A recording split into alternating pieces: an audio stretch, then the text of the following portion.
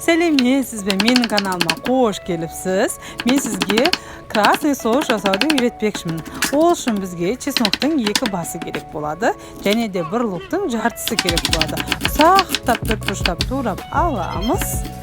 Мінекей, оның үстіне мен кезат және петрушка өз еркіңізбен салыңыз, қандай зелен ұнаса ұсақтап турап алдым. Мінекей 3 қасық томат салдым, свежий томат аштым. Оның үстіне 100 грамм суды аздап қоюлығын тексере отырып, араластырып қосып отырдым. Маған ұнайтын дәрежеге жеткенше араластырдым. Сіз де сөйтіңіз, суды жаймен құйып отырып араластырыңыз. Өзіңізге ұнайтын қалыпқа келгенше солай жасаңыз.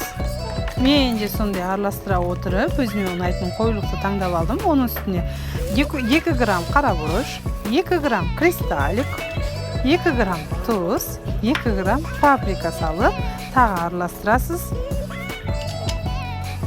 Вуаля! Дайын! Біздің соусымыз дайын болды.